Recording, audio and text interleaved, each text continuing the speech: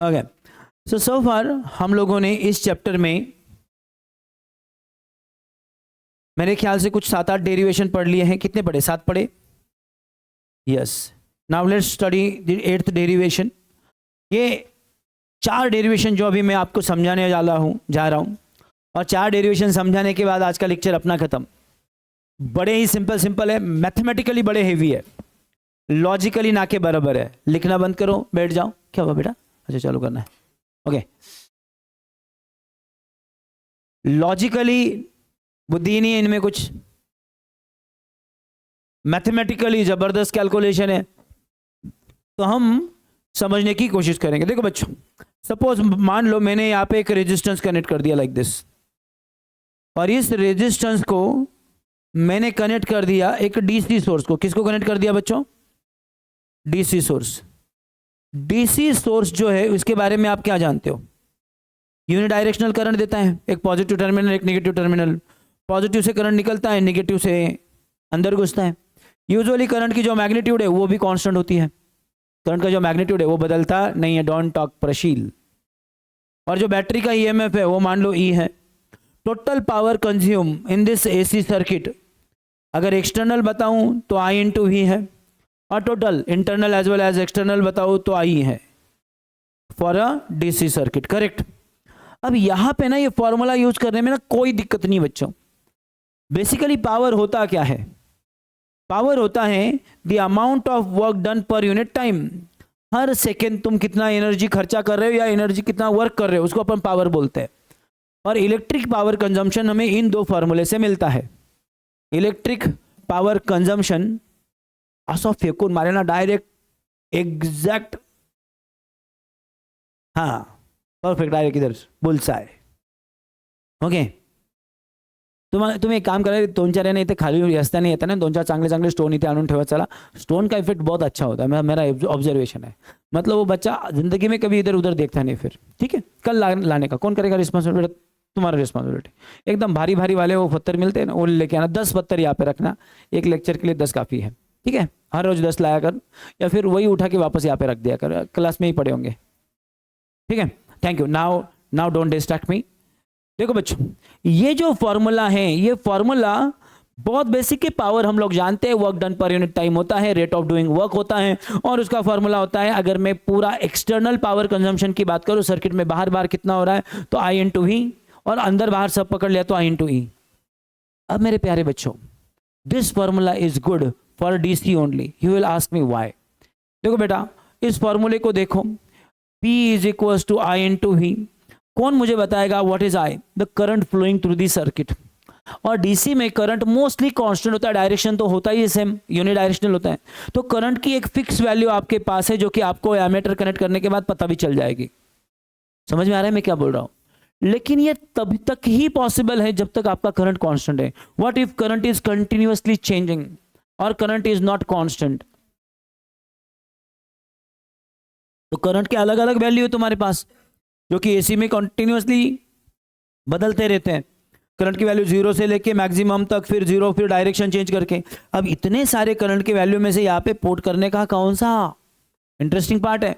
नहीं, किसी के माइंड में आएगा sir root mean square value डाल देते हैं या एवरेज डाल देते हैं। अच्छा, वो भी कोई गलत ऑप्शन तो है नहीं, लेकिन वही डालने का कि नहीं ये भी तो चेक करना चाहिए। तो मेरे प्यारे बच्चों, ऐसी केस में क्या करें? नेचुरली ये फॉर्मूला या ये मेथड आपको काम नहीं आने वाला। तो we have to derive a separate formula for power consumption when instead of DC what is connected? AC। क्या कनेक्ट किया है बच्चों हम लोगों ने? DC नहीं, AC सोर्स कनेक्ट किया है। So let's see derivation number 8।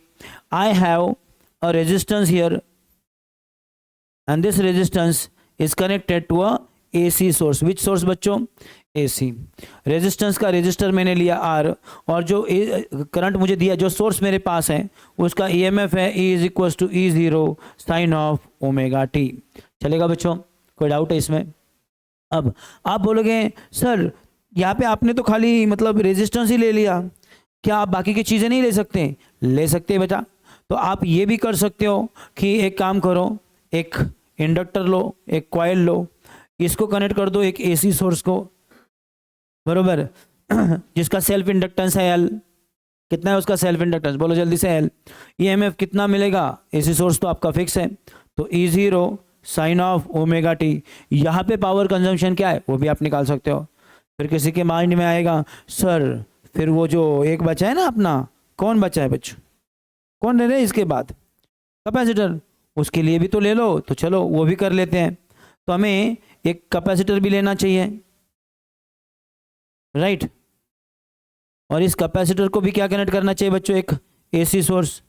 Capacitor का कैपेसिटी मैंने लिया सी, और इसमें जो पावर कंजम्पशन है उसके लिए भी पहले तो ईएमएफ कितना होगा, E zero sine of omega t, right. फिर किसी के माइंड में ये सवाल आएगा sir what if I connect all three in series, तीनों को मैं एक के पीछे एक लगा दूं, ऐसी केस में क्या सर। तो बेटा इस केस में भी तो पॉसिबल है, पहले तुम चाहे तो इंडक्टर ले लो, फिर चाहे तो कैपेसिटर कनेक्ट कर लो, फिर चाहे तो रेजिस्टेंस भी कनेक्ट कर लो, और इस केस में भी एक एसी सोर्स कनेक्ट कर लो। इसको कौन सा सर्किट बोलते हैं बच्चों, LCR सर्किट। यहाँ पे भी जो ईएमएफ है से E zero sine of omega t है। तो ऐसे चारों जगह पे कुछ ना कुछ पावर कंजम्पशन होगा, अबे होगा कि नहीं होगा, और यही हमको निकालना है, यही हमारी 4 डेरिवेशन है। Power consumption in a pure resistive circuit, pure inductive circuit, pure capacitive circuit and LCR circuit. Okay, अब इसके लिए सबसे पहला तो बनता है फॉर्मूला बच्चों, बताओ पावर का बेसिक फॉर्मूला बताओ, what is power, basic formula है work done per unit time या फिर आई, बरोबर। ये दोनों फॉर्मूले कब काम आएंगे, when your work is happening with constant rate और current is flowing, this is for DC actually, बरोबर। अब हम बात किसकी कर रहे हैं, हम बात कर रहे हैं एसी की। तो क्या एसी में करंट कांस्टेंट होता है, नहीं, तो करंट बदलता रहता है हर इंस्टेंट। एसी का करंट दिखता कैसे, to be precise like this, हर इंस्टेंट करंट की अलग अलग वैल्यूज आती है, करेक्ट बच्चों। तो मैं एक काम करता हूं ना, किसी भी एक सर्टन इंस्टेंट को, इस इंस्टेंट को कितना पावर कंज्यूम हो गया वो निकालना चाहता हूं मैं, तो उसके लिए पावर का यही फॉर्मूला होगा, खाली आपको आई डालना होगा इंस्टेंटेनियस करंट और ई डालना होगा इंस्टेंटेनियस ईएमएफ। इंस्टेंटेनियस मतलब उस इंस्टेंट का, एवरेज का मतलब होता है ओवरऑल एवरेज, और रूट मीन स्क्वायर भी क्या होता है, एक तरह से एवरेज, समझा। तो जैसे तुम बाइक चलाते हो, जिस वक्त तुमने बाइक की स्पीडोमीटर की ओर देखा, स्पीडोमीटर पे कुछ तो नंबर दिखेगा आपको डिजिटल स्पीडोमीटर पे, वो क्या है आपका इंस्टेंटेनियस स्पीड, उस इंस्टेंट का स्पीड। लेकिन अगर आप total distance upon total time करोगे तो मैन्युअली कैलकुलेशन करके जो मिलेगा वो क्या होगा, आपका एवरेज स्पीड होगा, राइट। मेरा टारगेट है पहले तो इंस्टेंटेनियस फाइंड कर लेते हैं, उसके लिए ई तो है मेरे पास, आई कितना होगा, थैंक गॉड आई का फॉर्मूला आप लोगों ने रेजिस्टेंस के लिए ऑलरेडी निकाला है, क्या फॉर्मूला बच्चों, I zero sine of omega t. तो therefore what is instantaneous power, what is that, I into E, बरोबर बच्चों। आई का वैल्यू देख के बताओ, I zero sine of omega T into E का वैल्यू बताओ, E zero sine of omega t. So what is your instantaneous power, the maximum value of current, maximum value of EMF and sin of omega t into sin of omega t sin square omega t। तो किसी भी particular instant को कितनी power consume हो रही है ये आपको इस फॉर्मूले से मिल जाएगा। एक सर्टन टाइम को जब तुम देख रहे हो इतनी पावर कंज्यूम हो रही है, जैसे जैसे टाइम बदलेगा ये पावर बदलेगी, राइट, समझा। अपना टारगेट क्या है, अपना टारगेट है सर ओवरऑल एक पूरे साइकिल में कितनी पावर कंज्यूम हो गई, ओवरऑल एक पूरे साइकिल में कितनी पावर कंज्यूम हो गई। तो उसके लिए मुझे निकालना पड़ेगा W, what is W, total work एक पावर में कितना हुआ, एक साइकिल में कितना वर्क हुआ, डिवाइडेड बाय एक साइकिल को कितना टाइम लगा। तो ये जो है पावर का फॉर्मूला, ये कब आप यूज करते हैं बच्चों, और ये जो फॉर्मूला है इसको total power upon total time, ये कब लिख सकते हो आप लोग, जब आपको एवरेज निकालना है। तो एवरेज पावर कंजम्पशन में कैसे निकाल रहा हूं देखो बच्चों, समझने की कोशिश करो। Average power consumption in one cycle is equal to, क्या लिख सकता हूं मैं ऐसा ऊपर न्यूमरेटर में, total work done in one cycle divided by total time to complete one cycle. ऊपर वर्क लिखा, नीचे टाइम लिखा, वही फॉर्मूला लिखा है मैंने, लेकिन मैंने क्या लिखा, टोटल कितना वर्क हुआ एक साइकिल में, एक साइकिल यानी कि पूरा करंट एक ये राउंड मारने तक, डिवाइडेड बाय टोटल टाइम कितना लगा। चलेगा बच्चों, अब वर्क कितना हुआ उसको तो आपको निकालना पड़ेगा, लेकिन टाइम में जानता हूँ वो एक साइकिल को जो टाइम लगता है उसको बोलते हैं पीरियोडिक टाइम। अब सवाल उठता है सर एक साइकिल में कितना वर्क हुआ? क्या बोला मैंने? एक साइकिल में टोटल कितना वर्क हुआ? कौन मुझे बताएगा? ये जो वर्क हो रहा है हर जगह पे जो भी है ये कौन से फॉर्मूले से निकलेगा? वर्क निकालना है ना। वर्क का एक फॉर्मूला बचपन में पढ़ा है, फोर्स इनटू टाइम, लेकिन यहाँ पे चल नहीं सकता, फोर्स इनटू डिस्टेंस। सॉरी, क्यों नहीं चल सकता? किधर फोर्स लगा रहे? मैकेनिक्स थोड़ा ही है ना, तो डिस्टेंस हो कुछ मूवमेंट हो रहा है। लेकिन दूसरा मिलता है पावर के फॉर्मूले से, work is equal to power upon time. तो वर्क का एक फॉर्मूला हो जाता है पावर इनटू टाइम। अब समझ में आ रहा है तुमको? पक्का? अब ये जो फॉर्मूला ये तभी यूज होता है जब तुम्हारा पावर होता है कांस्टेंट, लेकिन हमारा पावर कांस्टेंट है क्या? नहीं, हर इंस्टेंट को बदल रहा है। तो कौन मुझे बताएगा वर्क के इस फॉर्मूले से हम लोगों ने जब फोर्स कांस्टेंट नहीं तब का फॉर्मूला बना के रखा है? जो फोर्स कांस्टेंट नहीं तब का फॉर्मूला बना है ना, कैसे बनाते हैं? अपन बोलते हैं छोटा वर्क सर और छोटा सा डिस्टेंस, राइट? तो यहां पे क्या बनेगा आपका? बनेगा सर छोटा वर्क सर पावर इनटू छोटा सा टाइम। कौन सा पावर? उस इंस्टेंट का, उस पर्टिकुलर स्मॉल टाइम का पावर। समझ में आ रहा है? बड़े इंटरवल में टाइम के साथ पावर बदल रहा है, लेकिन छोटा टाइम में पावर की वैल्यू क्या हो जाएगी? Constant. Do you understand this difference? So can I say this is integration of all छोटे छोटे वर्क। कितने काम करना है तुम्हें जीरो से लेके कैपिटल टी तक? ये क्यों बच्चा? एक साइकिल में इतना ही टाइम जाता है ना। अब मुझे बताओगे अगली स्टेप में W का वैल्यू बताओ, इंटीग्रेशन। जल्दी जल्दी बताओ बे बच्चों। T integration 0 to T, what is the value of dW? P into D T. क्या यहां तक किसी बच्चे को कोई तकलीफ है? पक्का तकलीफ नहीं है। ओके, अब इसके आगे का कैलकुलेशन मैं यहां पे करता हूं। ओके, डेरिवेशन को बड़ी ही इज्जत से लिखना। अगर तुमने डेरिवेशन लिखे नहीं तो याद रखना ये बुक में इतने भी अच्छे लेवल पे लिखे ऐसा नहीं है। तो let me put for P is equal to denominator में T, इंटीग्रेशन ऊपर क्या है बच्चों? Formula P into D T. P का वैल्यू बताओ। P कौन सा P है? ये वो छोटे इंटरवल जो लिया ना तुमने, अपन ने क्या किया? छोटे छोटे इंटरवल किए। तो जो एक छोटा सा इंटरवल लिया ना, उस इंटरवल का पावर यानी कि उस इंस्टेंट का पावर जो कि आपने यहाँ पे निकाला है। Can you see this? बोलो क्या होगा? I0 E0 sine square omega T with respect to D T. चलेगा बच्चों? Running from 0 to capital T. Now मैंने आपको पहले भी बोला कि डेरिवेशन लॉजिकल ऑलमोस्ट नहीं है, लेकिन कैलकुलेशनल जबरदस्त है। I0 E0 कांस्टेंट है और इंटीग्रेशन बोलता है कांस्टेंट को बाहर भेज दो। तो I0 बाहर, E0 बाहर, कैपिटल T बाहर, ऑलरेडी डिनोमिनेटर में बाहर ही है वो। Integration 0 to T. क्या साइन स्क्वायर का डायरेक्ट इंटीग्रेशन निकलता है? साइन स्क्वायर इंटीग्रेबल है क्या? नहीं। तो क्या है साइन स्क्वायर का वैल्यू? पढ़ा है मैंने कल भी। Sine square theta is equal to 1 minus cos of 2 theta divide by 2। Formula याद रखना। जिसका मैथमेटिक्स है उसके लिए ये बिल्कुल डिफिकल्ट नहीं है, लेकिन जिसका मैथ्स नहीं है उसके लिए चैलेंजिंग है। हमने जो पहला दूसरा डेरिवेशन पढ़ा था उसमें यही किया था। तो यहाँ से आगे प्रॉब्लम एग्जैक्टली फर्स्ट, सेकेंड और थर्ड इन 3 डेरिवेशन की तरह हो गया। ओके, इनफैक्ट वहाँ पे भी हमने वर्क ही निकाला है।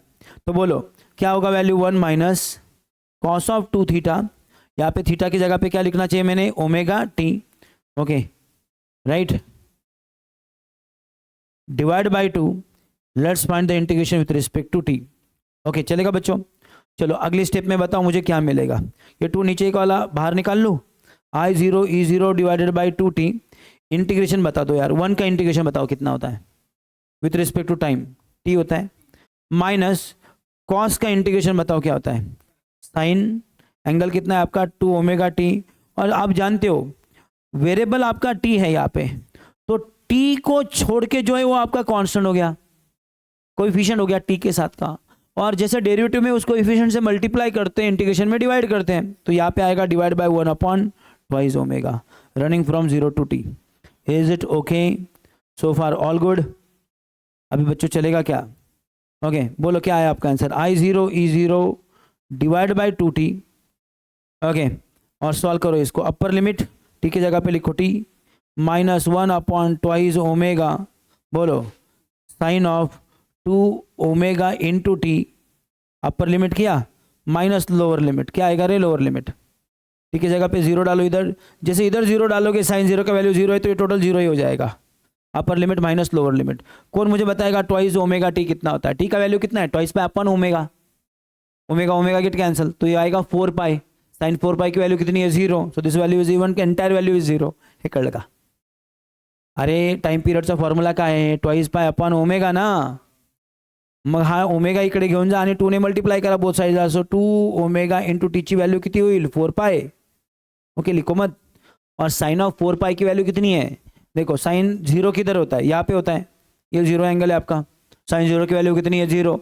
हा झाला 1 पाय, हा झाला तुमचा 2 पाय, हा झाला 3 पाय, हा झाला 4 पाय, 4 पाय म्हणजे जीरोच, तो वैल्यू कितनी आएगी उसकी भी? जीरो ही आएगी, ये समझा? तो this entire number is zero. So what is your next answer, next step?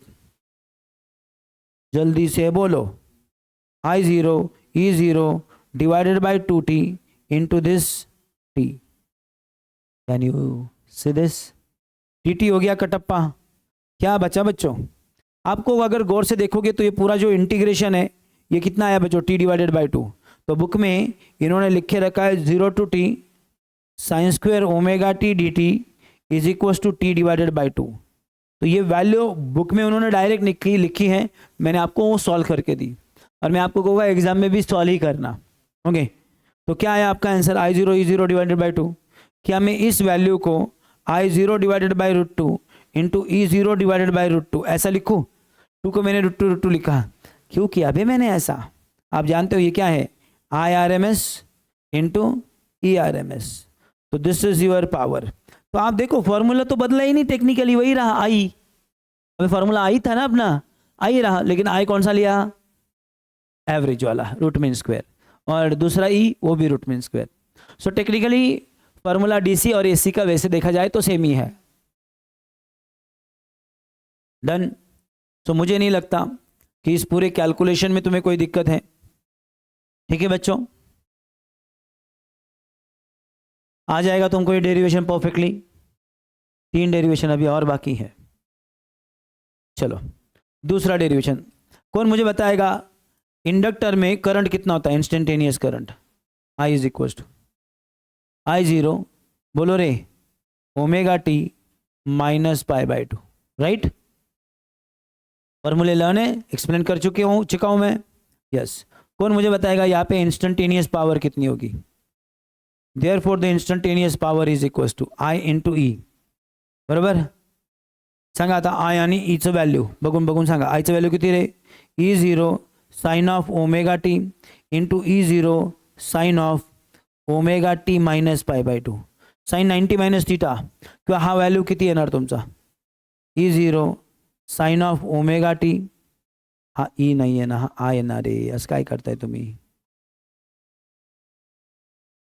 What is sin? Sin omega T minus pi by 2। चाहे तो आप इसको साइन माइनस बाहर लो, pi by 2 minus omega t ऐसा बोल सकते हो।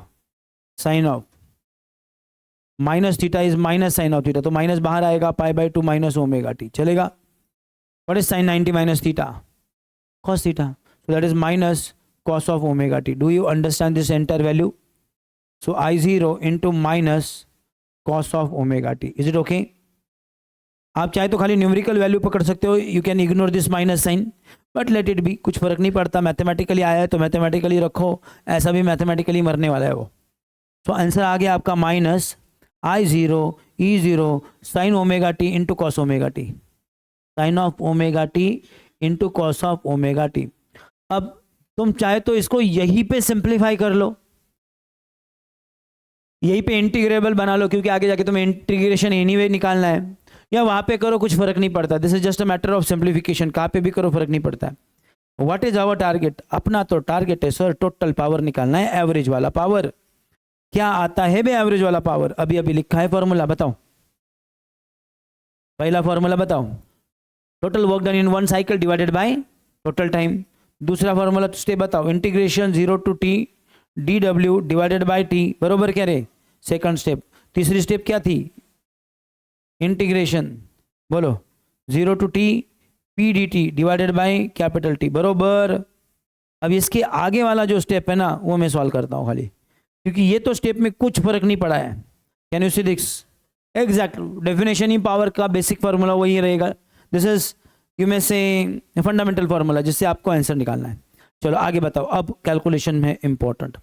Average is equal to integration 0 से t, बोलो p का वैल्यू क्या है? p का value minus I0 E0 sine of omega T into cos of omega T into D T whole divided by क्या है विच? Capital T.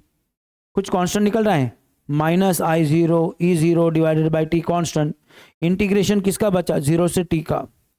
कौन है टर्म बचा हुआ अंदर? Sine of omega T into cos of omega T with respect to क्या बच्चों? D T. मेरा सवाल है आप लोगों से छोटा सा, क्या sine into cos integrable function है? नहीं। इंटीग्रेशन ट्रिग्नोमेट्री सिर्फ 10 लोगों का डायरेक्ट बताता है। साइन का इंटीग्रेशन, कॉस का इंटीग्रेशन, टैन का इंटीग्रेशन, कोसेक का इंटीग्रेशन, कॉट का इंटीग्रेशन, सेक का इंटीग्रेशन, 6 ट्रिग्नोमेट्रिक फंक्शन। स्क्वायर में 2 ही लोग अवेलेबल है, सेक का स्क्वायर, कॉस का स्क्वायर। और मल्टीप्लिकेशन में 2 ही लोग अवेलेबल है, कौन सा? Sec into tan and cosec into cot. बस यही 10 लोगों के फॉर्मूले ट्रिग्नोमेट्री में डायरेक्ट। इसके अलावा कुछ भी आता है, जो 10 फॉर्मूले ट्रिग्नोमेट्री के, उसके अलावा कुछ भी आता है तो you have to make them integrable. इन 10 फॉर्मूले की तरह जब तक आपका दिखता नहीं है इंटीग्रेशन, तब तक निकलता ही नहीं है। तो यहां पे मैं कर रहा हूं एडजस्टमेंट। क्यों कर रहा हूं वो 2 स्टेप के बाद समझेगा तुमको। 1/2 से मल्टीप्लाई किया, 1/2 से मल्टीप्लाई किया, डिवाइड किया।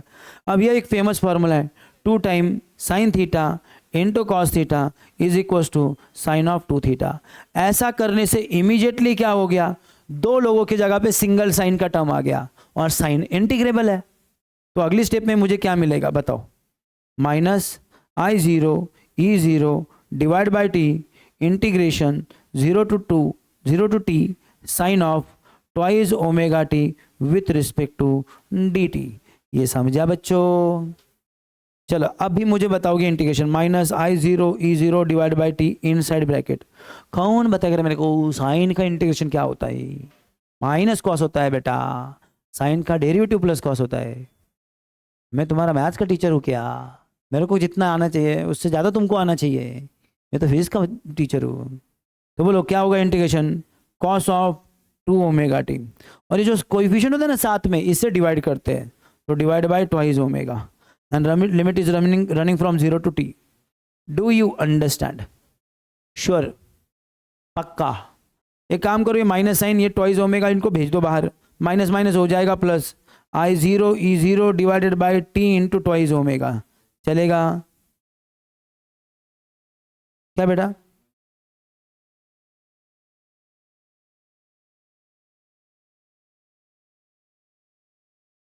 हाँ क्या हो गया? अच्छा ये 2 लिखना रह गया मेरे से, ऐसा? हाँ सॉरी सॉरी।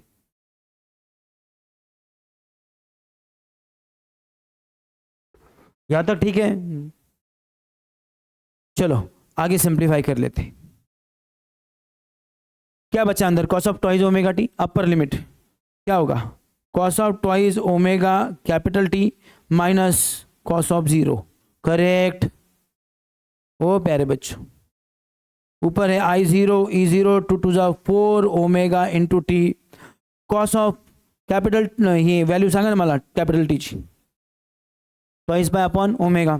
तो चलो डाल देता हूँ मैं, twice omega divided by twice pi upon omega minus cos 0 की वैल्यू जानते हो 1।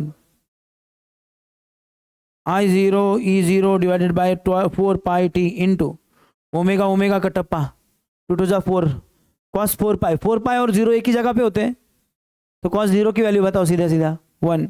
1 minus 1, what is 1 minus 1? 0। I0 E0 4 omega T into 0, उत्तर आ गया 0। इसका सीधा मतलब प्योर इंडक्टिव सर्किट कोई पावर ही नहीं खाता। If the circuit is pure inductive circuit, वो कोई पावर कंज्यूम करता ही नहीं है। क्या है बच्चों power consumption of inductive circuit? 0। समझा? क्या तुम्हें इस डेरिवेशन में कोई दम लग रहा है? ये दिखने में लंबा चौड़ा है, मुझे तो ऐसे लग रहा है मैथ्स का प्रॉब्लम सॉल्व कर रहा हूं। ओके, डेरिवेशन पुढचे डेरिवेशन नंबर कितनी रही? D10।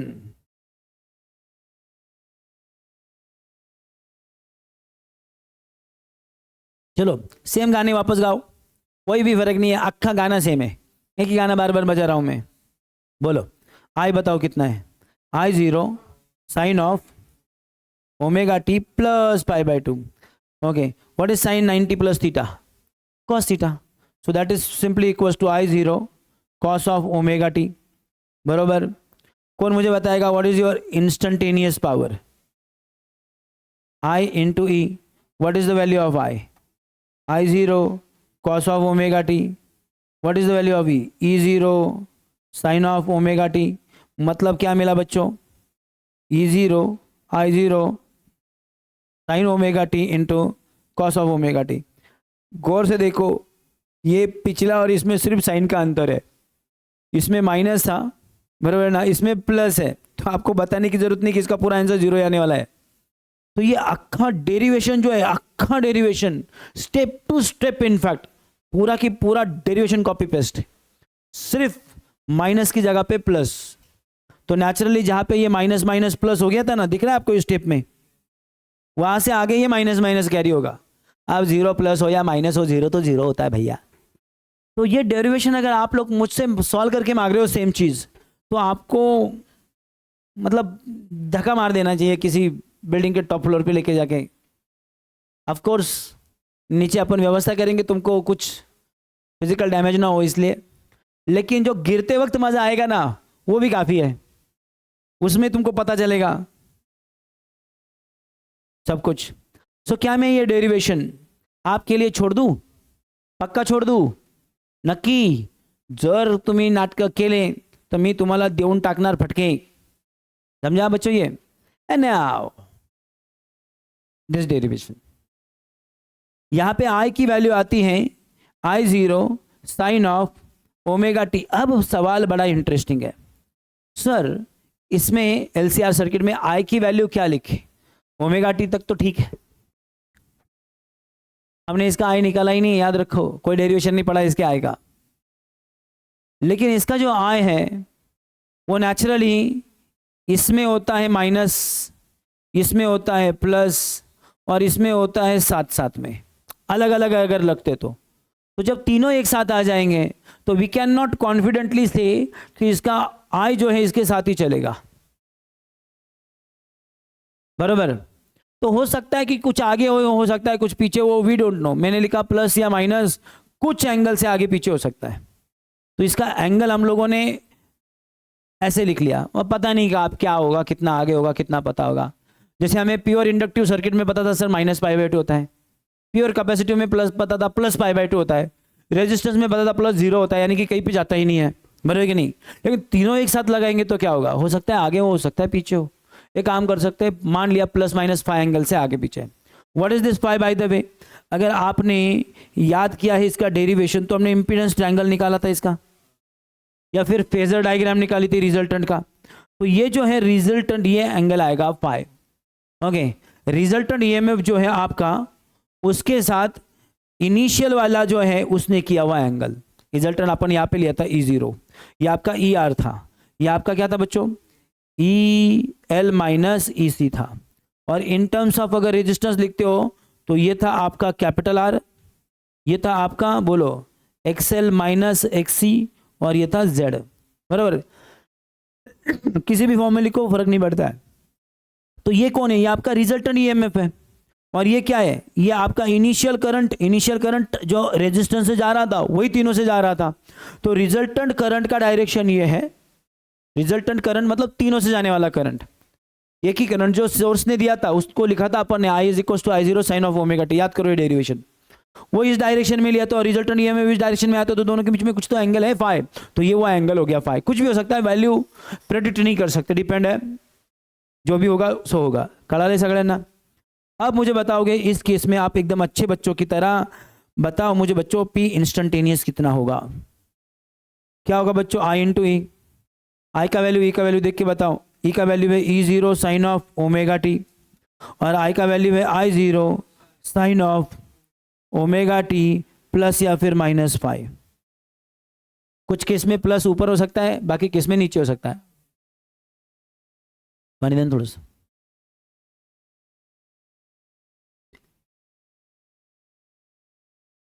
Thank you.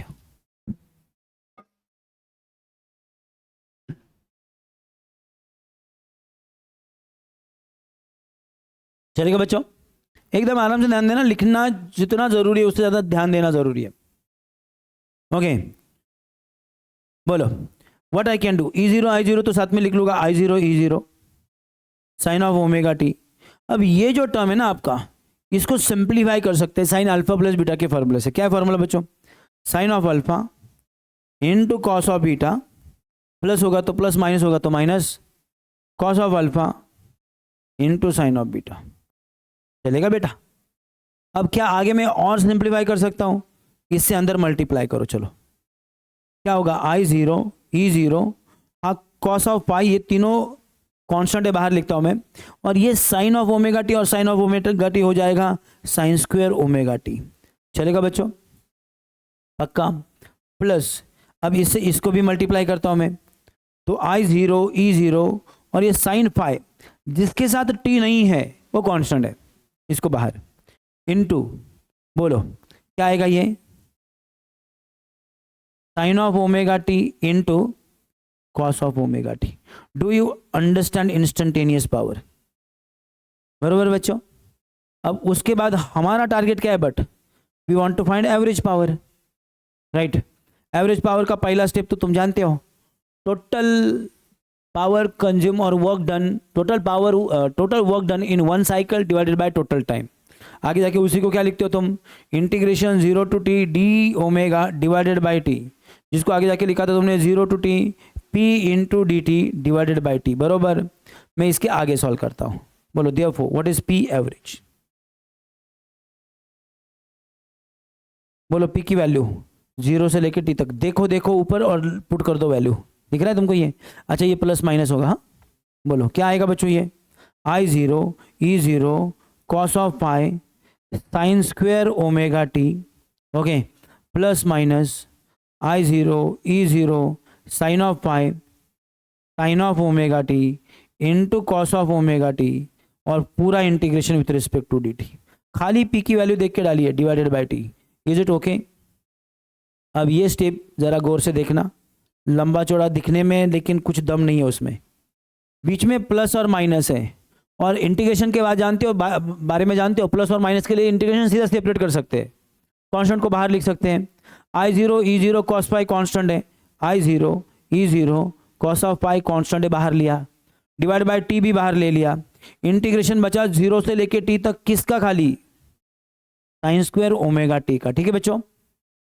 फिर प्लस या फिर माइनस, इसमें भी देखो I0 E0 sine of pi constant है, I0 E0 sine of pi is constant, ये टी में उसको भी सेपरेटली डिवाइड करने के लिए यूज करता हूं, और इंटीग्रेशन जो होगा वो क्या होगा, 0 से लेके टी तक कौन बचा है अंदर, sine of omega T into बोलो cos of omega T with respect to D T. क्या इसमें किसी को डाउट है? यहाँ पे भी होना चाहिए with respect to D T. अब जरा गौर से देखना इस प्रॉब्लम की, इस पर्टिकुलर स्टेप को। Can you see this part and can you see this part? क्या ये दोनों इंटीग्रेशन तुम अभी अभी कर चुके हो? अभी दोनों किए ना अभी अभी? तो मुझे वो जो बीच वाले स्टेप्स है वो सारे की सारे तुमको पिछले 2 डेरिवेशन से डायरेक्ट मिल जाएंगे। एग्जाम में इसको लिखना चाहिए कि नहीं चाहिए? देखो ये डेरिवेशन 3 मार्क्स को आता है तो कोई जरूरत नहीं, तुम डायरेक्ट वैल्यू पुट कर सकते हो, लेकिन थोड़ा 4 मार्क्स को पूछ लिया तो थोड़ा डिटेल में लिखना। So what is P average? I0 E0 cos of pi divide by T into, जानते हो इंटीग्रेशन कितना आया था, ये T divided by 2 plus minus, यहाँ पे बोलो I0 E0 sine of pi divide by T, तो ये कितना आया था 0। अब ये इंटीग्रेशन 0 आया था ना, प्योर इंडक्टिव या फिर प्योर कैपेसिटिव दोनों के लिए 0 आएगा। तो क्या मिला आपको आगे जाके, P average is equal to T T get कटप्पा I0 E0 cos of pi divide by 2 ला मी आता परत √2 असं लिहू का? चलेगा? और कौन बताएगा मुझे what is this value?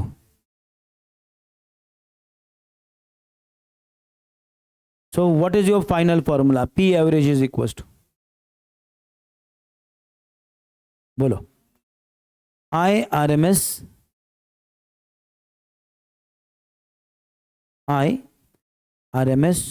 Into बोलो ERMS इंटू बोलो कॉस ऑफ एंगल फाई.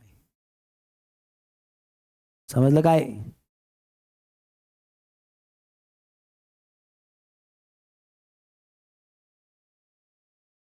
अब यहाँ पे ना कुछ नाम है, उन नाम सुन लो प्यारे बच्चों. And then you have finished a very huge part of this chapter. This is just third lecture और फोर्थ लेक्चर सॉरी. 4 लेक्चर हुए ना अपने चैप्टर पे अब तक. 4 लेक्चर में ये चैप्टर को हम किधर तक पहुंच गए? 60-70% हो गया होगा या उससे भी ज़्यादा शायद. अभी 2-3 टॉपिक बाकी है खाली, और मेरे ख्याल से 2 या 3 डेरिवेशन सिर्फ. क्या आया तुम्हारा पावर का formula for LCR circuit? IRMS into बोलो ERMS इंटू बोलो कॉस ऑफ पाई. अब इनके नाम सुन लेना बच्चों. ये जो फॉर्मूले में एवरेज पावर आया है इसको बोलते हैं ट्रू पावर. क्या नाम है इसका? तुमको एग्जाम में कभी कभी क्वेश्चन पूछते हैं what is true power of a LCR circuit, तो आपको लिखना है true power of a LCR circuit is the product of root mean square current, root mean square EMF and cosine of angle between और cosine of phasor angle, cosine of phase. Formula लिख देना है. इसके बाद ये दिख रहा है तुमको, अगर आपको याद है तो ये हम लोगों ने प्योर रेजिस्टिव का पावर का फॉर्मूला निकाला था. प्योर रेजिस्टिव सर्किट में पावर का फॉर्मूला ये आया था ना, IRMS इंटू ERMS. डेरिवेशन अभी जो किया उसमें से पहला वाला. टेक्निकली इंडक्टेंस में पावर जाता नहीं, कैपेसिटर में भी जाता नहीं, दोनों में 0-0 हो रहा था.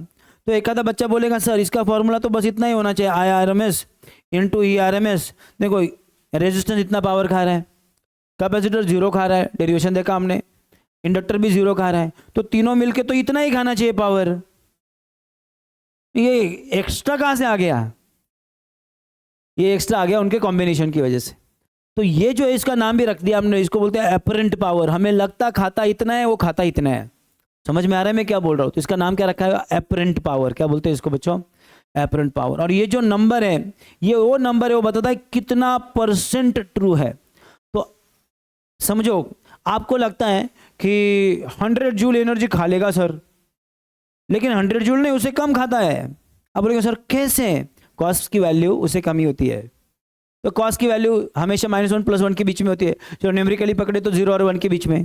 चलो फाई की वैल्यू सपोज 60 आ गई तो 1/2 ही हो जाएगा ये, यानी खाएगा वो 85. आपको क्या लग रहा था? एनर्जी तो 100 जूल खाना चाहिए, रेजिस्टेंस इतना ही खाता है. IRMS इंटू ERMS, ये दो लोग साथ में कनेक्ट कर दिए तो जितना खाना चाहिए उसे कम खा रहा है, इंटू कॉस ऑफ फाइव. इतना कितना फैक्टर से कम हुआ? आधा कम हो गया. तो ये जो नंबर इसको बोलते हैं पावर फैक्टर. क्या बोलते हैं इसको? अब ये इतने बकवास वर्ड है, मतलब बकवास तो नहीं कहनी चाहिए, लेकिन ये पूछे एग्जाम में एज अ क्वेश्चन 1-1 मार्क्स का, व्हाट इज पावर फॅक्टर. बस एवढंच प्रश्न. परसेंट पावर बंद. पावर फॅक्टर ना अपन तवज्जो नहीं देते कभी कभी छोटी चीज़ों को, और वही काफ़ी होते हैं अपने को क्लीन बोर्ड करने के लिए. तो this is known as true power, this is known as apparent power, this is known as power factor. याद रख लोगे? सो क्या तुम मुझे पावर फैक्टर का फॉर्मूला बता सकते हो इस फॉर्मूले से? What is the formula of power factor? चलो बोलो. Cos of pi is equal to